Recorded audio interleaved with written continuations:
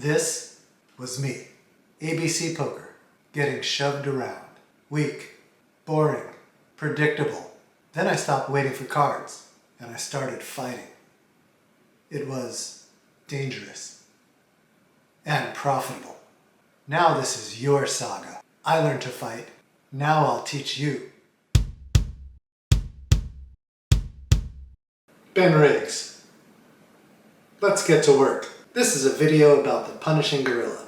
The punishing gorilla specifically shoves into casual players when they limp.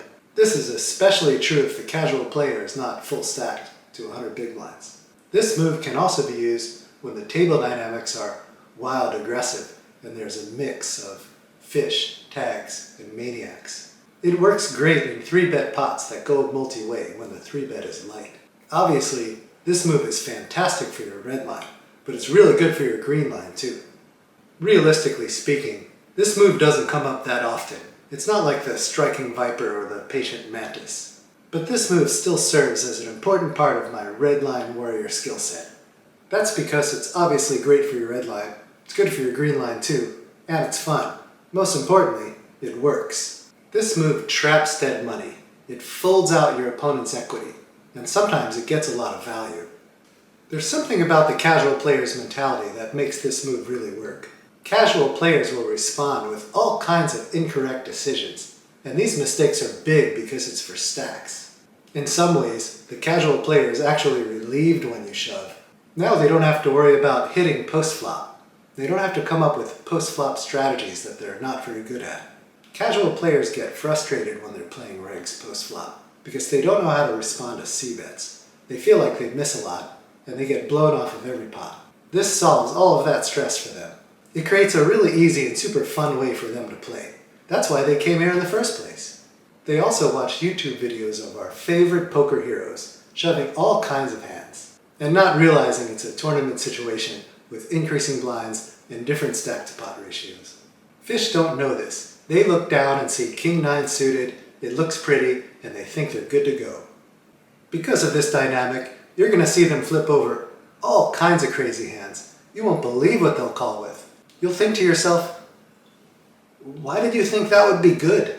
Remember, they came here for action, and you're going to give it to them. No mercy. As you can see, the punishing gorilla is designed for use against casual players. You can spot these players because they limp, they don't have full stacks, they have loose and passive stats, or maybe in a previous hand, you saw them show up with something ridiculous. You should utilize the punishing gorilla only against very passive players, generally without 100 big blind stacks. I'm talking about players that just limp and call a lot, and that don't raise too much.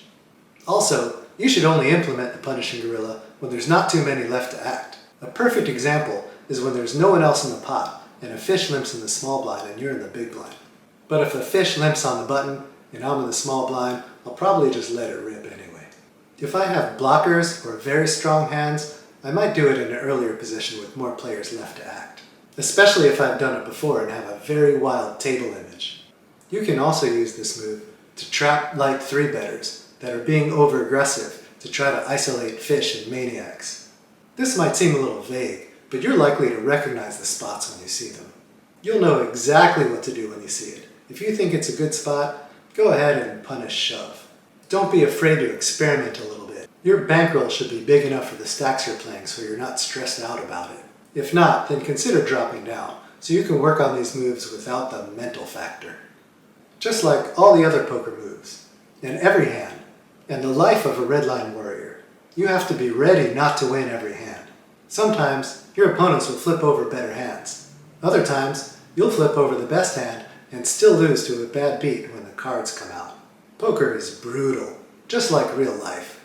You need to be ready to buckle up, Buttercup. The life of the redline warrior is a wild ride.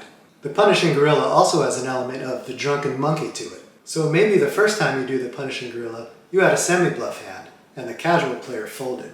Now you're running to kings. Guess what? You're going to cold shove into him again, and he's not going to believe you. Casual players don't have that kind of discipline. Picture also an opponent who doesn't know your stats, just happened to observe you shoving a couple hands ago. They're not going to believe you either, especially on an anonymous site with no HUD. They're going to think you're a casual player on some serious tilt, and then boomo, they're expecting Jack-6 offsuit, and they run into pocket kings. So find appropriate spots and add this tactic to your Redline warrior skills. Train hard, play hard, punish them like a gorilla. No mercy. Go to my website. There's a link in the description. You can watch my free video, the 3 biggest Redline leaks and how to fix them. Thanks for watching. Thanks for your time. Come train with me. Subscribe. I'll see you in the dojo.